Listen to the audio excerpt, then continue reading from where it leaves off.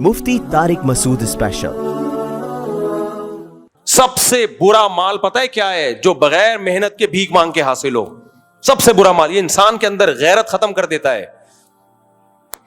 अपने घर की बातें बतानी नहीं चाहिए, लेकिन बाज दफा इससे मोटिवेशन बहुत मिलती है। कल की बात है, कल की। अपने 3 बेटों को जो थोड़े बड़े हो गए, मैंने बुला के बिठाया अपने सामने। आप पूछ सकते हैं कि बैठा हुए हैं, 2-3 यहां बैठे हुए हैं।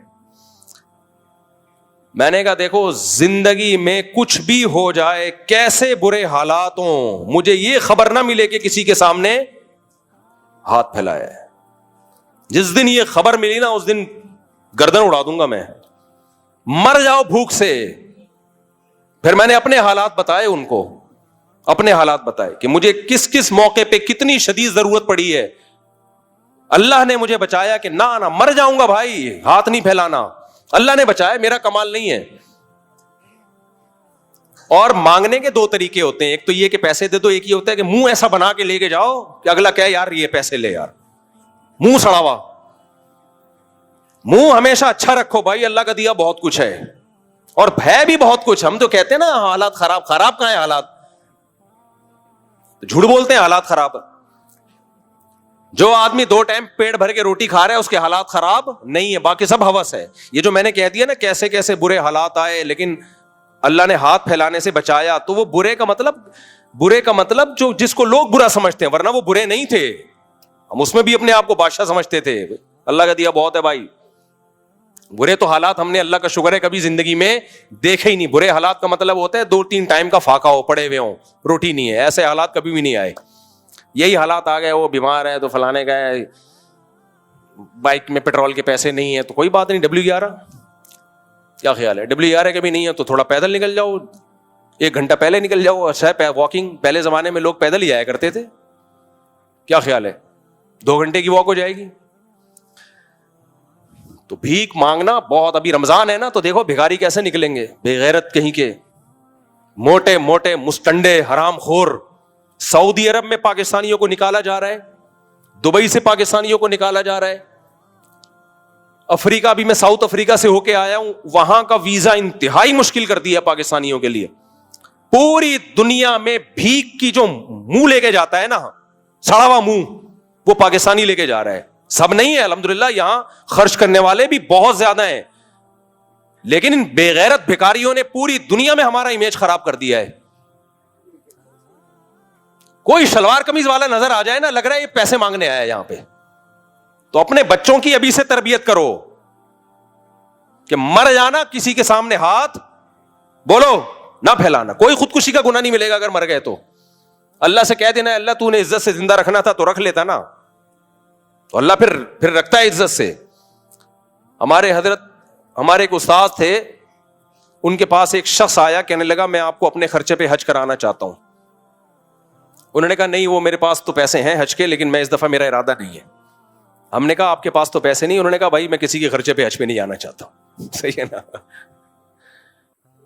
उन्होंने कहा या तो इतना बेतकल्लुफ दोस्त हो ना, जिससे बहुत फ्री हो इंसान। एक अजनबी आदमी का मैं इतना बड़ा एहसान लूं, जिससे सलाम दुआ नहीं है, दोस्ती यारी नहीं है, कितना बड़ा एहसान लूं कि इतने लाख रुपए मुझ पे हज पे खर्च करे, और मैं फिर जब भी इससे मिलूं तो नजरें नीची रखूं कि इसने मुझे हज कराया था। उन्होंने कहा नहीं। तो हमने कहा आप पे तो फिर फर्ज हज कैसे करोगे? उन्होंने कहा हम अल्लाह से कह देंगे, ए अल्लाह तूने अपने घर बुलाना था तो हमारे खर्चे पे बुला लेता ना। सही है ना? दूसरों के खर्चे पे क्यों बुला रहा है? हाँ, जिससे इंसान की बेतकल्लुफी हो ना, वो एक अलग बात है। बेतकल्लुफी हो, दोस्ती यारी हो, वो एक अलग बात है। जब बेतकल्लुफी नहीं है, जान पहचान नहीं है, आपको जो हम अपने खर्चे पे हज कराते हैं, भाई हम आपको जानते नहीं है। ये थोड़ी कि जो भी पैसे दे आपने जेब में रख के निकल लिए।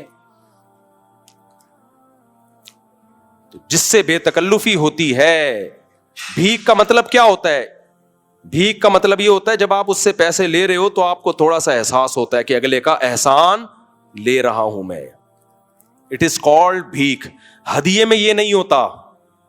हदिये में ये नहीं होता। हदिये में उल्टा होता है।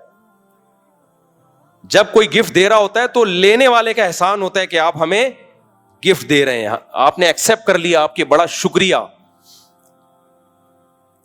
मुझे कितनी ऑफरें हजों की आई हैं, उम्रों की आई हैं, मैंने जिंदगी में सिर्फ 2 हज किए हैं। آپ کا کیا خیال ہے, مجھے ہر سال آفر نہیں آتی ہوگی؟ نہیں آئی میرا خیال ہے بات. میں مشہور تو 2014 سے ہوں اور بہت سارے لوگوں سے تعلقات تو 2006 سے ہیں. تو میں ہر سال حج پہ جا سکتا ہوں دوسروں کے خرچوں پہ, لیکن میں نے زندگی میں صرف کتنے حج کیے ہیں؟ 2 حج کیے ہیں. اور حالانکہ آفر ہر سال کی ہے. پہلا حج میں نے کیا وہ تو جامع رشید نے کرایا, اور وہ بڑے مخلص لوگ تھے. اس وقت تو میری جیب میں دیلا نہیں ہوتا تھا, تو ہمارے بڑے تھے, ان سے تو خدمت لینا, یہ تو بڑے ماں باپ کا تو احسان نہیں ہوتا نا. ماں باپ تو جو کر رہے ہیں وہ تو احسان تو ہے, لیکن یہ کہ وہ احسان لینا تو فخر کی چیز ہے نا. دوسرا حج جو میں نے کیا تو بیچ میں بہت لوگوں کی آفریں آئیں حج کے لیے. ایک چیز تو یہ تھی, بھائی میں آپ کو جانتا نہیں ہوں, بے تکلفی نہیں ہے, میں کیوں آپ کا احسان لوں. دوسری چیز یہ کمرشلائز یوز. حج کی جو بڑی بڑی ایجنسیاں ہیں وہ مشہور لوگوں کو لے کے جاتی ہیں کہ آپ کو ہم فری میں لے کے جائیں گے, لیکن آپ نے ہمیں پروموٹ کرنا ہے. جانے والے جاتے ہیں, مجھے ان پہ کوئی اعتراض نہیں ہے. میں نے کہا بھائی میں کمرشل یوز نہیں ہوگا. بھائی یہ کوئی ناجائز ہے؟ بھائی ناجائز نہیں ہے, یہ علماء کے وقار کے خلاف ہے کہ اللہ کا رسول کا نام دنیا میں بیان کر کے آپ نے اپنے آپ کو مشہور کیا, اب آپ اس شہرت کا منجن بیچنا شروع کر دیں. سمجھ رہے ہو کہ نہیں سمجھ رہے؟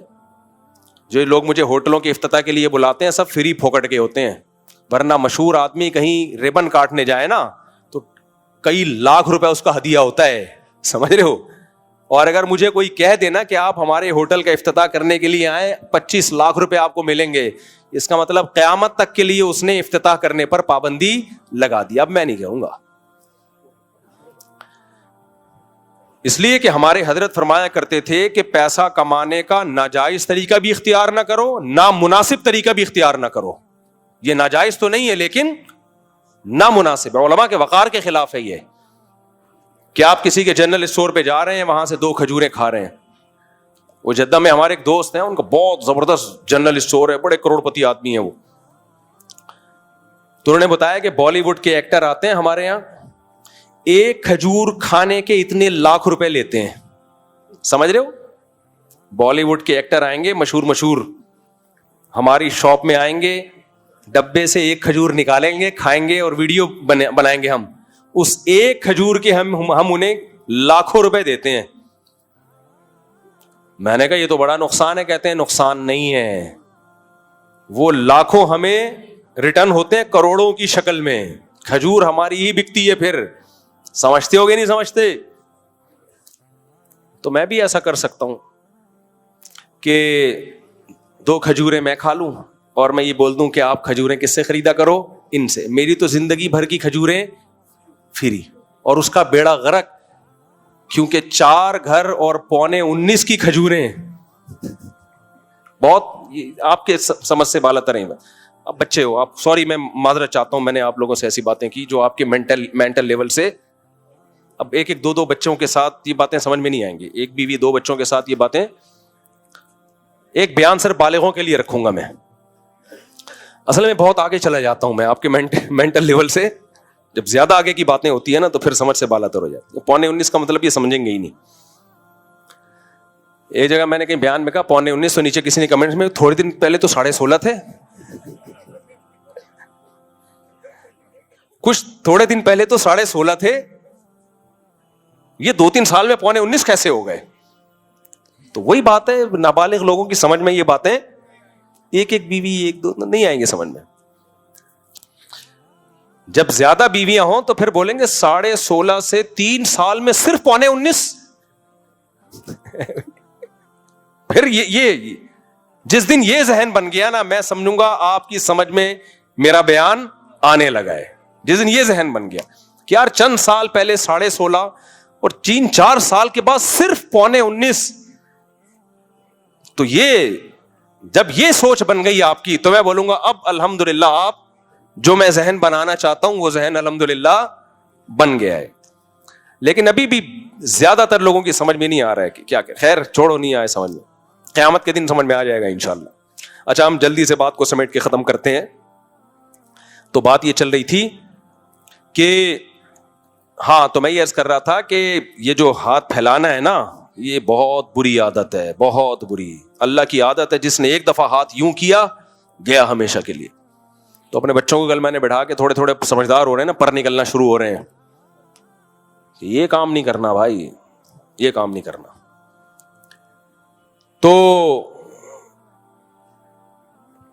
تو برداشت، ہاں میں عرض کر رہا تھا کہ اگر کسی مذہب کے ماننے والوں میں برداشت نہیں ہے، برداشت نہیں ہے، اللہ بچا کے رکھے ہمیں ہاتھ کو یوں پھیلانے سے. حالات بدلتے دیر نہیں لگتی. تو میں اللہ سے دعا مانگتا ہوں کہ اے اللہ تو نے آج تک ہاتھ ایسے نہیں کیا، آئندہ بھی بچا، اور کوئی آزمائش میں نہ ڈال ہمیں. جیسے کھلا پلا رہا ہے ایسے ہی کھلاتا پلاتا رہے، ہمیشہ سے کھلایا اب بھی کھلاتا رہے. ایسے حالات ہی نہ مانگا کرو اللہ تعالیٰ سے کہ لوگوں کے سامنے ہاتھ پھیلانے پڑے. تو میں یہ بتا رہا تھا کہ پوری دنیا میں پاکستانیوں کو بین کیا جا رہا ہے. وجہ کیا ہے؟ بھیک مانگ مانگ کے نا. ایک عربی کا واقعہ نہیں، ایک بیٹھا ہوا تھا پاکستانی حرم میں، تو ایک عربی نے آ کے نا اس کو نوٹوں کی گڈی تھمائی. تو وہ پاکستانی غیرت مند تھا، اس نے بولا بھائی میں کیوں مجھے پیسے دے رہا ہے؟ بے غیرت ہوتا تو رکھ کے نکل لیتا. چھوڑو یار کیا کرنا ہے. تو غیرت مند پاکستانی تھا، اس نے عربی کو بولا بھائی کیوں دے رہے ہو مجھے؟ اس عربی نے بولا زکات زکات. تو اس نے بولا میں زکات کا مستحق نہیں ہوں. پاکستانیوں میں جو سخی لوگ ہیں، بڑے خاندانی، مسجد نبوی میں آپ رمضان میں دسترخوان دیکھو، نام بھی پتہ نہیں ہوتا، بس اتنا پتا ہوتا ہے کسی پاکستانی کا دسترخوان ہے یہ. تو ایسے غیرت مند بنو بھائی، تمہاری ملک کا نام دنیا میں روشن ہوگا. تو وہ کیا ہے کہ اس پاکستانی کو آ کے دیے تو پاکستانی نے واپس کر دیے. ریال کی گڈی ویسے بھی بڑی زبردست گڈی ہوتی ہے، تو واپس کر دی. اس عربی نے بولا زکات رکھو. اس نے بولا بھائی میں غریب نہیں ہوں. اس نے کہا کہ نہیں رکھو رکھو رکھو. بولا بھائی میں غریب نہیں ہوں، میں زکات کیوں لوں یار، تیری زکات ادا نہیں ہوگی. اس نے کہا نہیں رکھو رکھو، زکات ہے زکات ہے. شلوار قمیض سے اس عربی نے پہچانا کہ یہ پاکستانی ہے. تو جو دیکھنے والا اس واقعے کو تھا اس نے مجھے بتایا کہ جب پاکستانی نے بار بار کہا نا کہ میں غریب نہیں ہوں تو مجھے کیوں دے رہا ہے، تو اس عربی نے بولا کلو پاکستانی غریب مسکین. غریب کو مسکین کہتے ہیں عربی میں. کلو پاکستانی مسکین. تیرے غریب ہونے کے لیے اتنا کافی ہے کہ تو پاکستانی ہے، رکھ. تو یہ پاکستانیوں کا دنیا میں ایک تصور ہے، اور یہ الحمدللہ کچھ ہمارے حکمرانوں نے بنایا، کھا کھا کے ملک کو الحمدللہ کنگال کر دیا.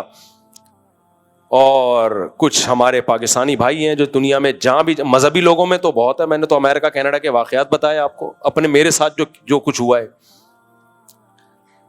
پتہ ہی نہیں چلتا یہ کمبخت بلا کیوں رہا ہے. مخلص لوگ بھی ہیں اس میں. تو اسلام آپ کو برداشت سکھاتا ہے. برداشت میں یہ کہ لوگوں کے سامنے ہاتھ نہ پھیلاؤ، دینا سیکھو، لینا نہ سیکھو. اسی برداشت میں ہے کم کھانا. جبکہ ہم نے مذہب کو تبدیل کر دیا. مذہبی لوگ آپ کو لڈو کھانے والے، حلوے مانڈے کھانے والے، رسگلے کھانے والے اتنے ملیں گے کہ اب اگر کوئی مولوی بیچارہ میٹھا نہیں کھاتا لوگ حیران ہوتے ہیں، یار آپ کیسے مولانا صاحب ہو، آپ رسگلہ نہیں کھا رہے. لوگ حیران ہوتے ہیں، بھائی یہ مولانا صاحب ہیں یہ میٹھا ہی نہیں کھا رہے، یہ مولانا صاحب ہیں یہ بکرا نہیں کھا رہے. تو یہ عجیب سا ہو گیا ہے. تو یہ ان لوگوں کا قصور ہے جنہوں نے مذہب کو غلط رخ بنا کے پیش کیا ہے. تو اللہ تعالی ہمیں انسان کا بچہ بنانے کے لیے کہ تمہاری کنٹرولنگ پاور بڑھے، تمہیں اپنے آپ پہ کنٹرول کرنا آئے، تو رمضان میں ایک پریکٹس کرائی جاتی ہے کہ کمبختو کچھ کھانے پہ ہاتھ روکنا سیکھو. لیکن ہم سے بڑا ڈھیٹ اس کائنات میں کوئی پیدا نہیں ہوا. آپ رمضان سے پہلے اپنا وزن کرو اور چاند نظر آنے کے بعد آپ اپنا وزن کرو. آپ اگر رمضان سے پہلے 70 کلو کے تھے تو چاند رات کو 170 کلو کے ہو چکے ہو گئے. آپ سمجھ آ رہی ہے؟ چاند رات کو کتنے ہو چکے ہو گئے؟ 170 کے. کیونکہ جو کیفیت اس وقت چل رہی ہوتی ہے نا ہماری افطاری میں, دسترخوان ہمارے شر سے بچ جائے, یہ بس میں نہیں ہوتا کہ پکوڑوں کے ساتھ ہم پلیٹیں بھی کھا جائیں. میں نے خود رول سموسوں پہ ایک گھر میں لڑائی دیکھی ہے, اچھے خاصے کھاتے پیتے لوگ. آپ کو کیا پتا کس کا تذکرہ ہو رہا ہے؟ شور شرابہ ہوا افطاری کے ٹائم پہ, مار کٹائی ہو رہی ہے. ابے ہوا کیا ہے؟ رول کم پڑ گئے تھے. تو مجھے پتا چلا کہ رول کا بہت بڑا رول ہے سولو صفائی میں, رول کا بہت بڑا, رمضان میں دسترخوان پہ رول کا بہت بڑا رول ہے سب کو جوڑنے میں. اس لیے اتنے رول منگوایا کریں کہ سب کے لیے کم سے کم 2 تو آئیں. سمجھ رہے ہو؟ اگر پیسے نہیں ہیں تو پھر منگوائے ہی نہیں. تو بھائی رمضان میں ایک کام کر لو, کم کھانے کی عادت ڈال دو. کیا کر لو؟ ہاں, ایک اہم بات, یہ میڈیکل سائنس کا ٹاپک ہے, یہ میرا ٹاپک ہے نہیں, لیکن کچھ میڈیکل سائنس کی باتیں ایسی ہیں جو متفقن علیہ ہیں, یعنی سب ڈاکٹر کہتے ہیں, تو مجھے بیان کرنے میں وہ حرج نہیں ہے, اس کے لیے کوئی راکٹ سائنس نہیں چاہیے. کم کھانے کا مطلب کیا ہے؟ کھانے کی کوالٹی بڑھاؤ, کوانٹٹی نہیں بڑھاؤ. کیا بڑھاؤ کھانے کی؟ بولو, کوالٹی. ہم کوانٹٹی کو فوکس کر رہے ہیں, اتنا کھا گیا, صحیح ہے نا؟ یہ اللہ نے بہترین موقع دیا ہے کہ رمضان میں آپ کھانے کی کوانٹٹی کے بجائے کیا بڑھا دیں؟ کوالٹی بڑھ. گوشت, انڈے, یہ چیزیں کھائیں زیادہ. ڈرائی فروٹ, جو مالدار لوگ ہیں وہ ڈرائی فروٹ کھا سکتے ہیں, گوشت انڈے زیادہ کھا سکتے ہیں. وہ جو غریب لوگ ہیں تو ایسی سستی خوراکیں بھی ہیں جو کوالٹی کے لحاظ سے بہت اچھی ہیں. 3 چیزیں کم کریں, روٹی, چاول اور یہ جو تلے ہوئے آلو ہوتے ہیں نا, تلی ہوئی چیزیں, ان کو کم کریں, جبکہ ہم رمضان میں یہ چیزیں بڑھا دیتے ہیں. تو یہ چیزیں کم کریں. اب ماہرین آج کل انڈوں کے بارے میں کیا کریں, آپ 5-6 انڈے بھی کھا لو, کچھ نہیں ہوتا روزانہ, اور انڈا سستی خوراک ہے, غریب آدمی بھی کھا سکتا ہے. انڈے بڑھائیں اپنی خوراک میں, دیسی انڈے مل جائیں تو نور اللہ نور. ہم نے تو 50 مرغیاں پالی ہوئی ہیں الحمدللہ. تو دیسی انڈے بڑھائیں اپنی, تلے ہوئے نہیں ہو, دیسی انڈے بڑھائیں اپنی. اب یہ تو آپ کو ڈاکٹر پلان بنا کے دے گا کیا کھانا ہے, میں تو آپ کو یہ بتا دیتا ہوں کیا نہیں کھانا ہے. افطاری میں شربت, بولو. دیکھو نبی نے جب موٹاپے کو ناپسند کیا ہے تو ہر وہ چیز جو موٹاپا پیدا کرے نبی اس کو پسند کریں گے یا ناپسند کریں گے؟ آپ کہہ سکتے ہیں صاحب یہ شربت وربت یہ آپ کا ٹاپک تھوڑی ہے. جب کنٹرولنگ پاور ختم ہوتی ہے نا تو ہر جگہ سے ختم ہوتی ہے. جو پھوڑتا پھاڑتا ہے نا زیادہ, وہ ہر چیز میں آگے ہوگا, وہ بد نظری میں بھی آگے ہوگا, وہ نشے میں بھی آگے ہوگا. شریعت ہمیں کھانے پہ کنٹرول کروا کے کنٹرولنگ پاور بڑھانا چاہ رہی ہے. تو اس سے پتہ چلتا ہے جس نے دسترخوان پہ کنٹرول کر لیا تو جب کوئی غیر محرم عورت گزرے گی نظر پہ بھی وہ کنٹرول کر سکے گا, نیند چھوڑ کے فجر کی نماز پڑھ سکے گا. وہ ہر چیز میں کنٹرول, جو کھانے پہ کنٹرول کر لیتے ہیں نا تو ہر برائی سے بچنا ان کے کنٹرول میں ہوتا ہے. اور جس کم بخت کا دسترخوان پہ کنٹرول نہیں ہے تو کوئی بھی گناہ دیکھ کے بھی اس کو کنٹرول نہیں ہوتا, پھر وہ بھاگتا ہے اس گناہ کے پیچھے. تو اپنی صحت کا بھی خیال کرو میرے بھائی. اس رمضان میں اللہ نے بہترین موقع دیا ہے کہ انسان کے بچے بن جاؤ. بھینس لوگ, ہم لوگ بھینس نہیں ہیں, ہم لوگ کیا ہیں؟ ایک واقعہ سنا کے بیان ختم کرتا ہوں. دیکھو ڈاکٹر لوگ بولتے ہیں, ڈاکٹر لوگ کیا بولتے ہیں, تجربے سے ثابت ہے یہ چیز, پیکنگ کی ہر چیز کو گھر سے نکال دو. کوئی بھی چیز جو کمپنی بنا کے دے رہی ہے, کتنی اچھی ہو, کتنے اس کے خوبصورت اس پہ لیبل ہو, وائٹامن سی کے آ رہے ہیں نا ڈبے. ایک ڈاکٹر سے میں نے پوچھا, اس نے بولا اس میں وائٹامن سی کے علاوہ سب کچھ ہے, اس میں صرف سی ہے, یہ والا سی ہے لکھا ہوا. پتہ نہیں کس کس پروسیس سے گزارا جا رہا ہے ان کو. تو جس چیز پہ انسانی ہاتھ نے تصرف کر لیا نا اس سے اپنے آپ کو بچاؤ. ڈبے کی کوئی چیز نہیں کھاؤ, جتنی اچھی کمپنی ہو. ڈبے کی طرف وہ جائے میرے بھائی جو جس کو صحت کا بیڑا غرق کرنے کا. لوگ میں نے دیکھا ہے وہ جہاز میں جب میرے بہت سفر ہوتے ہیں تو وہ لوگ نا ایئر ہوسٹس سے مانگتے ہیں وائٹامن سی, وہ جو ہے نا جوس, संतरे का विटामिन सी है उसमें, वो ले आओ। उसमें विटामिन सी नहीं होता, ठीक है। उसे जिस प्रोसेस से गुजारा जाता है, विटामिन सी इतनी नाजुक, नर्मो नाजुक चीज है कि वही है कि वो एक कांच के जैसे बर्तन होते हैं ना, एक बोरे में लेके एक सांप कांच के बर्तन लेके जा रहे थे, तो एक सांप को आदत थी हर चीज को ठोकर मार के पूछता कि ये क्या है।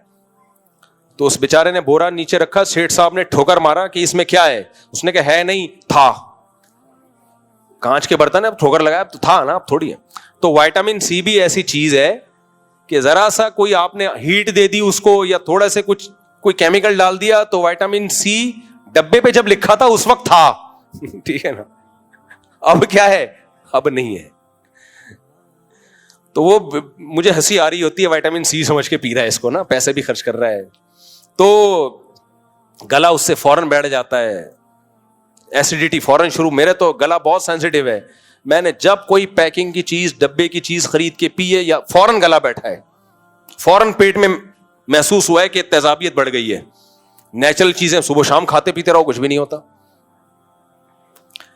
ये आप देख लो, ये जो सेब का मुरब्बा है ना, बाजार से खरीद के खाओ, आप एक सेब खाओगे आपको जलन शुरू हो जाएगी। कल कोई जानने वाले किबला हकीम थे, उन्होंने मेरे लिए सेब का मुरब्बा भेजा, बड़ा 3 सेब खा गया मैं एक ही टाइम। अल्लाह बचाए, कम खाने की बातें कर रहा हूं कुछ ऐसा जबरदस्त हजम हुए, क्योंकि वो एक काबिल एतमाद आदमी ने खुद बनाया अपने हाथों से। तो कंपनी तो उसको सेव करने के लिए पता नहीं क्या क्या डाल रही है। तो डब्बे की चीजों से अपने आप को और अपने बच्चों को बोलो बचाओ। चीनी भी डब्बे की चीज ही है, समझ रहे हो, चीनी भी कोई खाने वाली चीज नहीं है। शहद की आदत डालो मेरे भाई, शहद के पैसे नहीं है, गुड़ खा लो, गुड़।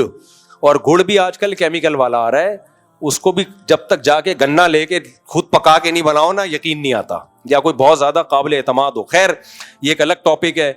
तो जो चीजें हम खा रहे हैं वो सेहत को नुकसान पहुंचा रही हैं, अपनी खुराक को ठीक करने की ज़रूरत है। जब आपका कंट्रोल होगा तो ख्वाहिशात में हर जगह आपका कंट्रोल हो जाएगा। बस आखिरी वाक़या सुना के बयान ख़त्म करता हूँ। शायद हज़रत मौलाना कासिम नानोतवी रहमतुल्लाह अलैह का वाक़या है। ये मैं आपको बता रहा हूँ कि इस्लाम क्या चाहता है आपसे। इस्लाम क्या चाहता है, इस्लाम का मिजाज क्या है। मौलाना कासिम नानोतवी का किसी हिंदू पंडित से मुकाबला हुआ, मुनाजरा। तो उस हिंदू पंडित ने कहा कि देखो इस्लाम सच्चा दीन है, ये हिंदू मजहब सच्चा दीन है। इसका ऐसे पता चल जाएगा कि ये एक देग रखी हुई है ना खाने की, मैं पूरी देग खा लूंगा और नहीं मरूंगा। आप भी ऐसी एक देग खा के बताओ। भाई इंसान के बस में है देग खाना, लेकिन वो हिंदू पंडित ने इसलिए कहा कि मैं पूरी देग खा जाऊंगा कि बस ये एक मोजज़ा होगा, ये इसकी अलामत होगी कि पूरी देग मैंने खा ली और पेट में स्पेस इतनी सी है, फिर भी वो देग मुख्तलिफ खांचों में पहुंच गई और मैं नहीं मरा। इसका मतलब भगवान किसके साथ है? मेरे साथ। कि इतना बड़ा मैंने कारनामा सर अंजाम दिया, पूरी देग खा गया और फिर भी नहीं मरा। तो ये मोजज़ा होगा, ये चमत्कार होगी और ये इसकी अलामत होगी कि ये भगवान किसके साथ है? बोलो, मेरे साथ। और आप देख खाओ, मैं गारंटी से कहता हूं आप मर जाओगे। ये इसकी अलामत होगी कि भगवान आपका साथ नहीं दे रहा। अब मौलाना कासिम नानोतवी थे गालिबन, या कोई और बुजुर्ग थे मेरा ख्याल है, नाम जहन से किसी ने नेट पे लिख के बताया भी था, फिर मैं भूल गया। अब वो बैठ गए बेचारे सर झुका के ना, लोगों ने तालियां बजाना शुरू कर दी। ये तो हार गए भाई, इनके बस का नहीं है। इसका मतलब भगवान किसके साथ है? उनके साथ है, इनके बस में नहीं है भाई, ये नहीं। काफी देर सोच विचार के ना उन्होंने सर उठा के कहा कि देखो भाई, एक्चुअली बात असल में ये है कि देखें खाना इंसानों का काम नहीं है, भैंसों का काम है। भैंस को जब हम चारा डाल के देते हैं तो प्लेट में देते हैं या इतने बड़े देगड़े में देते हैं? कभी आपने देखा 3 लड्डू भैंस के सामने? आपने, भैंस बोलेगी मेरे साथ क्या मजाक कर रहा है भाई तू। तो ये जो इतनी बड़ी बड़ी देगें खाना, ये भैंसों का काम है, ये इंसानों का काम नहीं है। इंसान में अल्लाह ने ख्वाहिशात को कंट्रोल करने की ताकत रखी है। मैं 1 हफ्ता खाए पिए बगैर रह के दिखाता हूं, तू भी 1 हफ्ता रह के दिखा। समझ में आ रही है बात? मैं 1 हफ्ता खाने और पीने पे कंट्रोल, मुझे प्यास लगेगी नहीं पीऊंगा पानी, भूख लगेगी खाना नहीं खाऊंगा, तू भी 1 हफ्ता ये करके दिखा दे। جس نے کر لیا اس کی علامت اس کا دین سچا ہے. تو اسی وقت مناظرہ ہار گیا اس نے, نہیں ہو سکتا بھائی. تو اب آپ کو اسلام کا فلسفہ سمجھ میں آیا؟ جو کھائے پیے بغیر گزارا کر لے وہ اچھا مسلمان ہے. جس کمبخت کو ایک دن کا ناشتے کا ناغہ ہو جائے اور پاگلوں کی طرح سر دیوار پہ کوٹنے لگے, پھوڑنے لگے. ہم جب چھوٹے بچے تھے, جب گھر میں آتے تھے, مجھے اپنے اسکول کا زمانہ یاد ہے کہ جب گھر میں آتے تھے پوچھتے تھے کیا پکا ہے. اگر ہماری اماں نے کہہ دیا نا ابھی پکنے میں آدھا گھنٹہ باقی ہے, کھانا پک رہا ہے آدھا گھنٹہ, میں پلیٹیں اٹھا اٹھا کے پڑوسیوں کے یہاں پھینکتا تھا. سمجھ رہے؟ اور ایسے دروازہ نہیں یوں پکڑتا تھا, دوڑ کر کے مارا. دروازہ یوں لے کر گئے, بڑا زبردست طریقہ ہے یہ. دروازہ کھولا, لکڑی کا دروازہ, پھر دوڑ کر کے مارا اس کو. اس سے ایک آواز آتی تھی. یہ ہمارے احتجاج کا طریقہ ہوتا تھا. پلیٹ اٹھا کے دیوار پہ مار رہے ہیں, دوڑ دوڑ. تو بچوں پہ یہ چیزیں سوٹ کرتی ہیں. بچپنا تھا نا, کیا خیال ہے؟ بچے اس طرح کی ضد کریں, کھانا نہیں ملا جوتے اٹھا اٹھا کے مار رہے ہیں.